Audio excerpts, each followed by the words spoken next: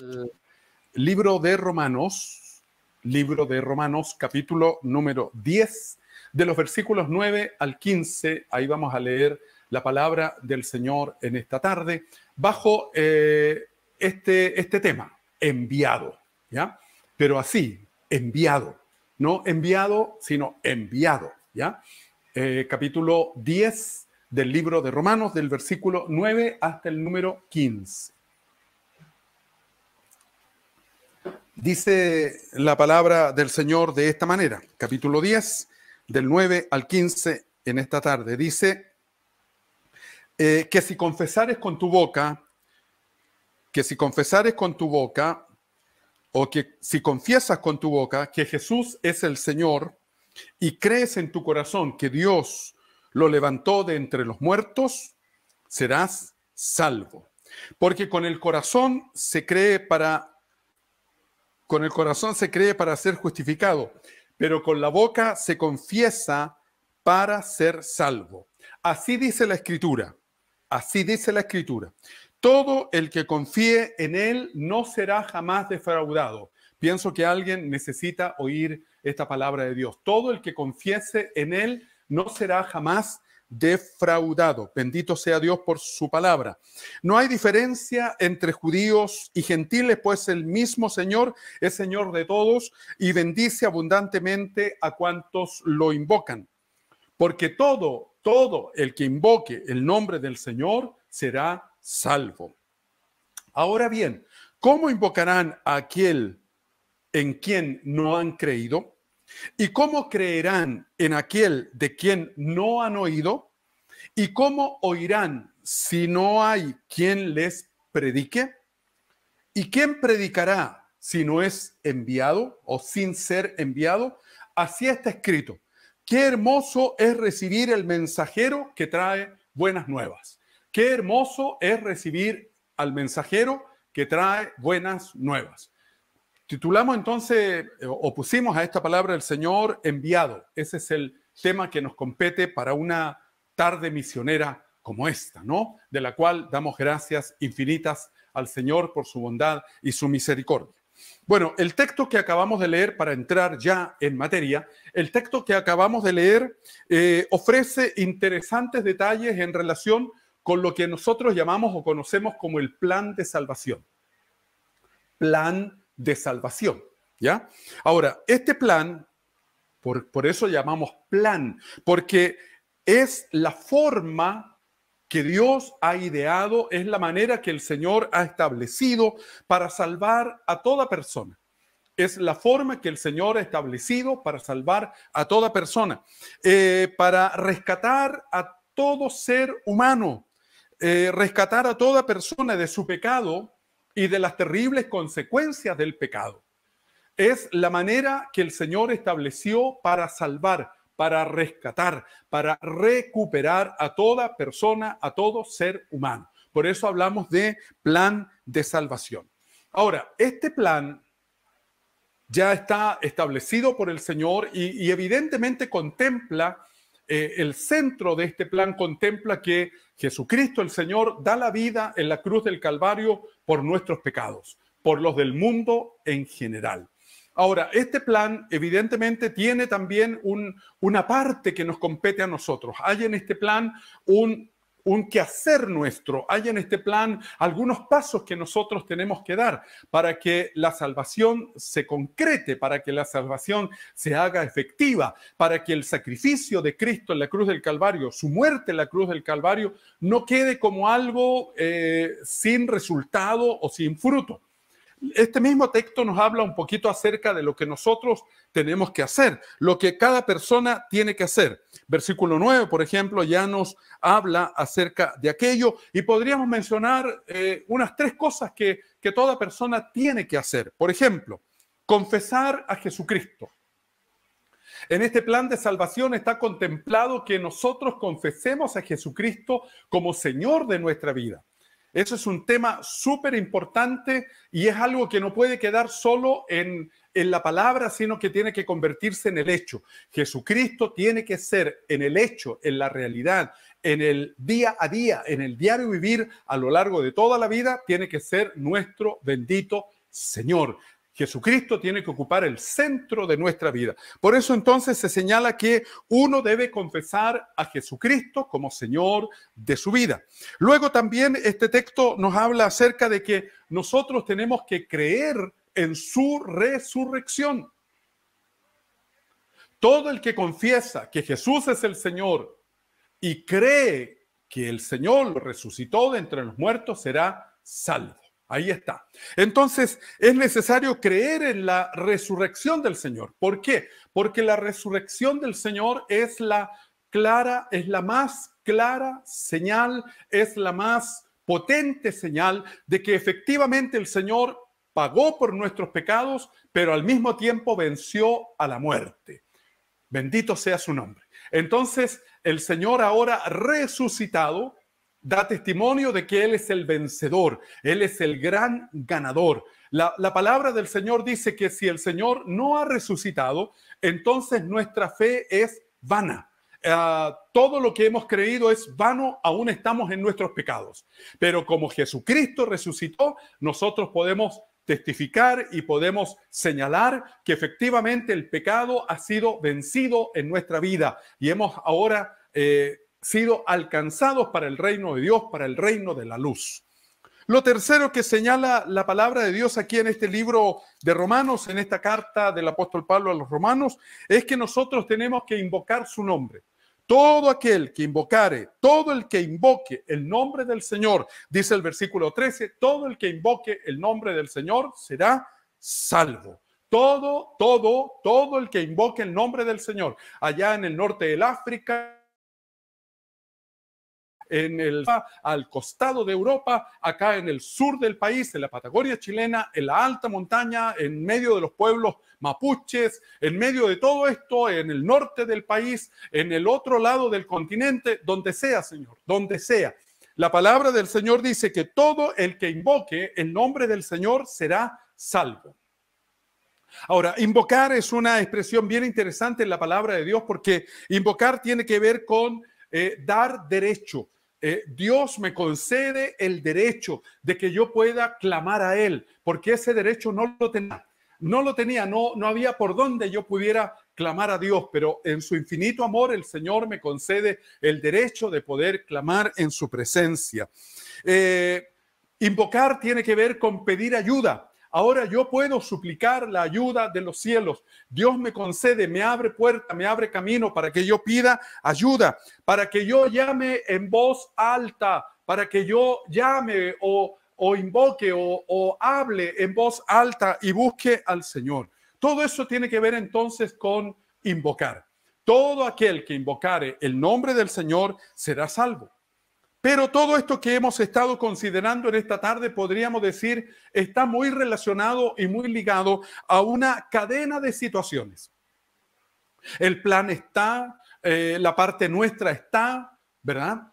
Pero hay que llegar a concretar todo esto a través de una cadena de situaciones que también está aquí planteando la palabra del Señor y que yo ruego a usted, yo te ruego a ti también que podamos poner toda la atención posible para darnos cuenta de que esto no solo depende de que haya un plan y no solo depende de que la persona que no conoce al Señor tenga la posibilidad de invocarle y haga lo que la Escritura dice que tiene que hacer, sino que también hay una participación de nosotros los creyentes muy potente en el cumplimiento entonces de este plan que Dios tiene establecido y ya preparado para nuestra salvación.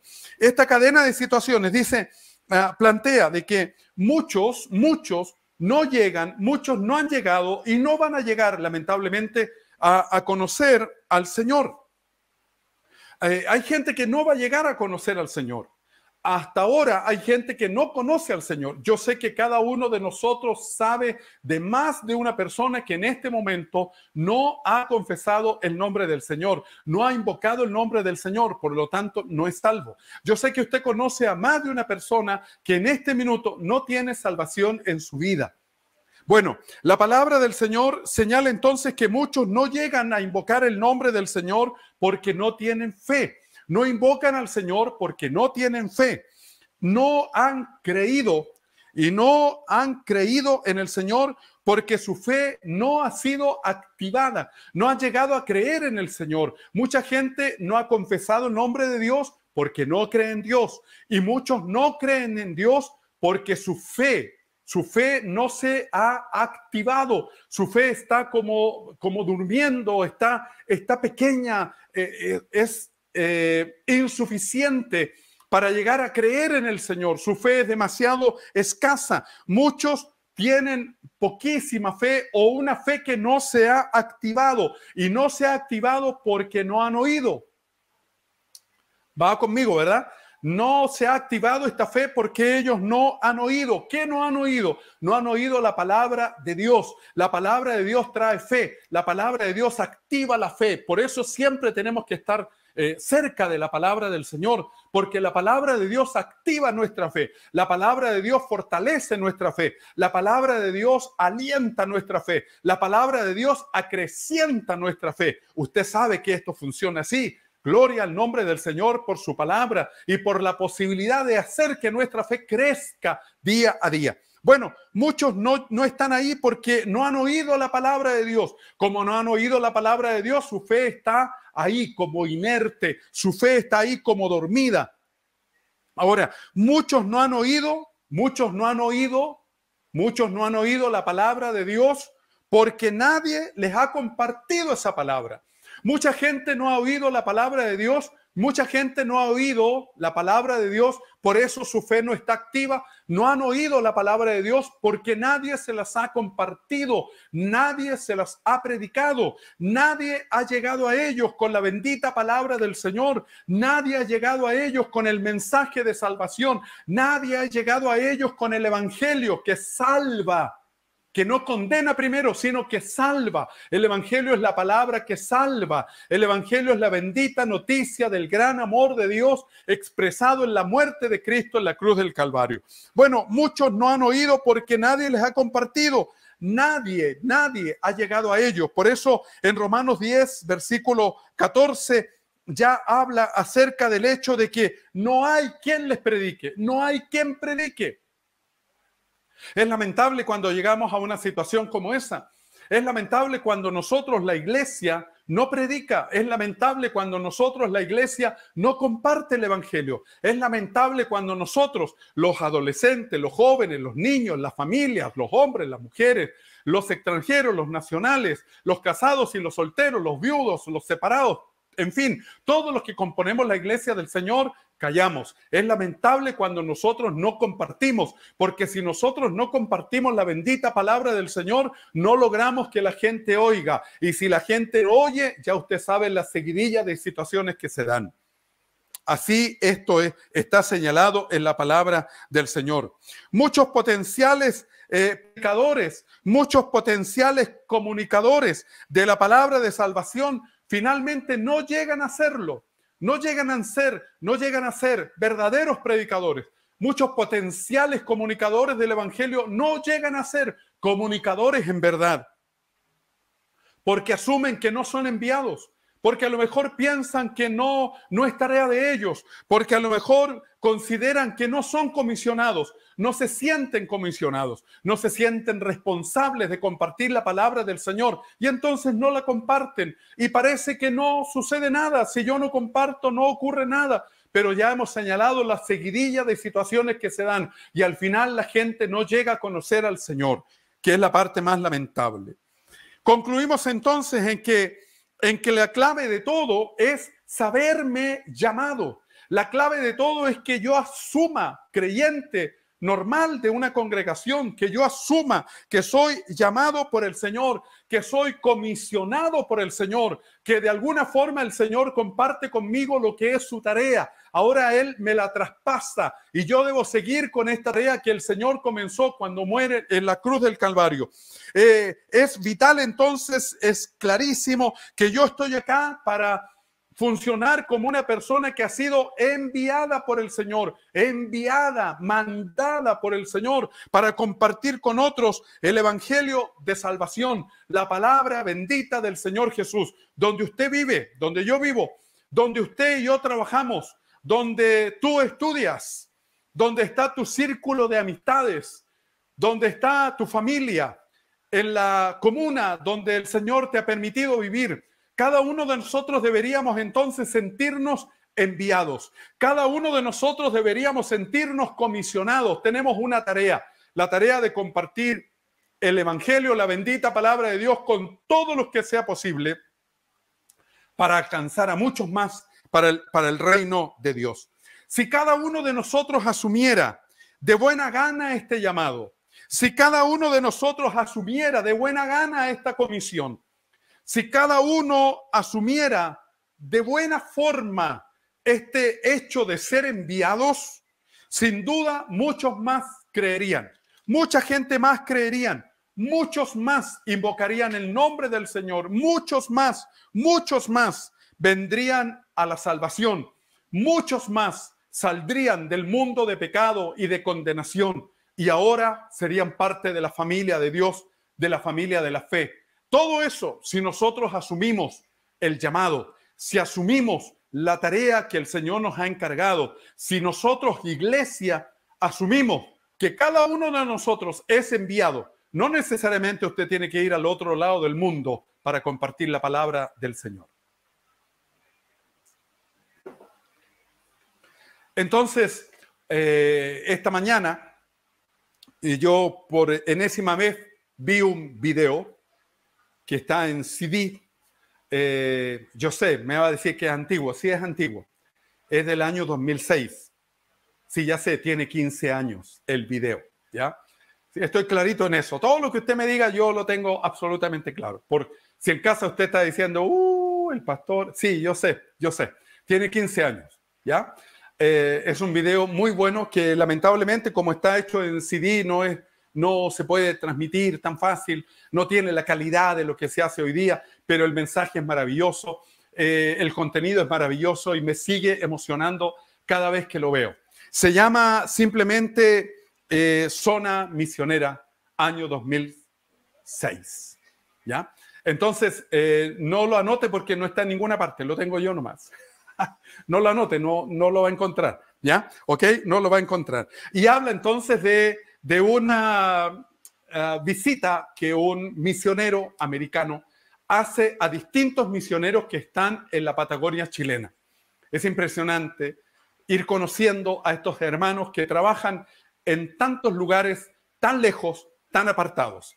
El misionero que hace este trabajo, esta especie de trabajo periodístico, señala que la mayoría de estos misioneros en la zona de la Patagonia chilena están a 2.000, 3.000 kilómetros de aquí de Santiago, con un clima horrible, con una soledad que abisma, con un mar que habitualmente es tempestuoso, con un frío que cala los huesos, pero allá están, en esa lejanía, en esa distancia.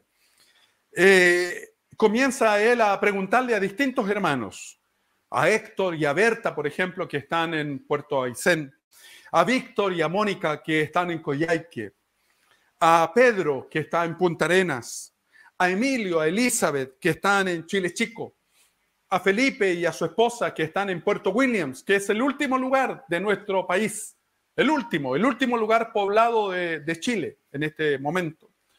Y comienza a hablar con ellos y a conocer un poco sus realidades en zonas tan distantes, tan lejanas.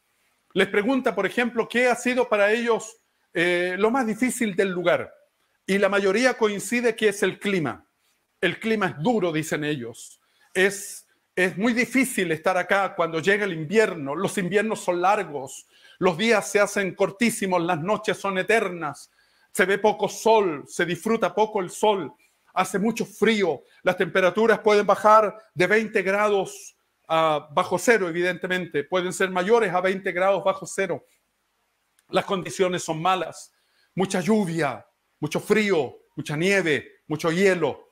Pero ahí están nuestros queridos hermanos haciendo la obra del Señor. Él les pregunta a qué les ha costado acostumbrarse estando en esos lugares. Y la mayoría coincide que ha costado mucho acostumbrarse, por ejemplo, al tipo de comidas. Porque no se puede comprar verdura fresca en la mayoría de los lugares. No se puede comprar fruta fresca en la mayoría de los lugares. No llega, y lo que llega no es fresco, habitualmente es congelado y es muy caro. Los hermanos decían, varios de ellos decían, aquí no se puede comer una ensalada. No se puede comer una manzana fresca, un durazno rico en el verano, una sandía.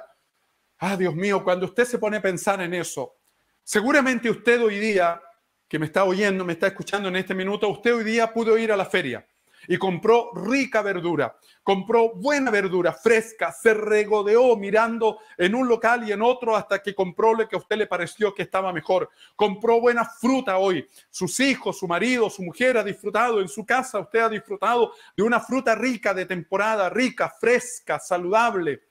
Seguro que más de alguien hoy día tomó una sandía y la partió y se fijó en ese color rojo intenso y disfrutó comer en casa con los suyos. Pues cuando yo pienso en eso, pienso en los que no pueden, porque están lejos, porque no hay, porque donde ellos están no llega, y lo que llega no se puede comprar. Pero ahí están, nuestros hermanos están ahí, están sirviendo, han ofrendado sus vidas, porque han creído en esta bendita palabra de Dios, porque han hecho efectivo lo que el Señor dice en la palabra.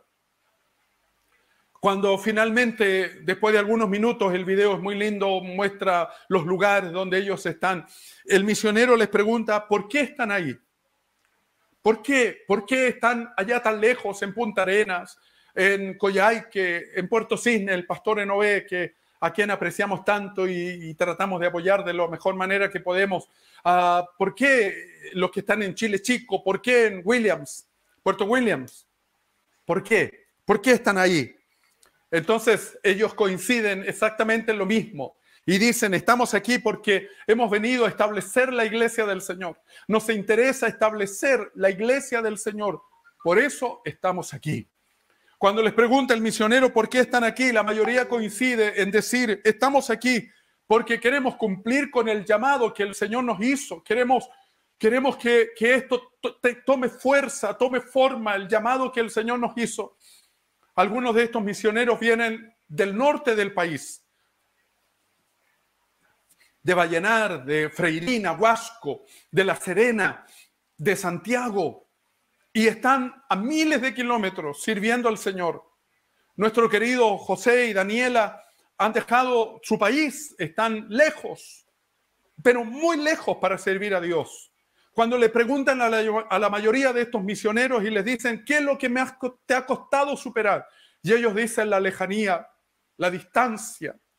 Ellos dicen no estar cerca de mi familia, no poder abrazar a mis padres, a mis hermanos, no poder estar en mi congregación, no poder estar en la iglesia donde yo serví por tanto tiempo, no ver a mi pastor, no ver a mis hermanos en la fe, pero están lejos y están sirviendo al Señor. Y finalmente, cuando el misionero les pregunta por qué están ahí, ellos dicen, porque estoy obedeciendo el mandato que el Señor puso en mi vida.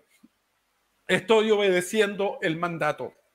Y si usted se toma un momento y mira sus rostros, va a ver gente contenta, gente feliz, con frío y todo, pero felices, con imposibilidades, pero felices, con inviernos que se van a venir fríos y que van a obligarlos a tener leña que allá es carísima, pero usted los ve felices, felices con sus esposas, sus maridos, sus hijos, felices. ¿Sabe por qué? Porque ellos saben que están haciendo lo que deben hacer. Ellos saben que están cumpliendo lo que deben cumplir, el llamado, el mandato. Solo quiero decirte, iglesia, solo quiero decirte a ti, mi hermano y mi hermana amada en el Señor, quiero decirte a ti, joven, a ti, adolescente, que formas parte de la obra de Dios, aún a los niños que nos están viendo, a todos quiero decirles en esta tarde, no necesitamos todos ir al otro lado del mundo para saber que tengo un llamado. El llamado del Señor no solo implica que tengo que cruzar fronteras para poder hacer algo para Dios. Quiero decirles simplemente que todos somos llamados por el Señor. Todos tenemos esta responsabilidad de compartir el Evangelio, de predicar la bendita palabra de Dios donde estamos, donde tú estás, donde te encuentras. Asumamos este llamado, veamos el ejemplo de los que han ido lejos. Ellos están lejos, nosotros estamos cerca. Ellos predican lejos, nosotros predicamos aquí cerca.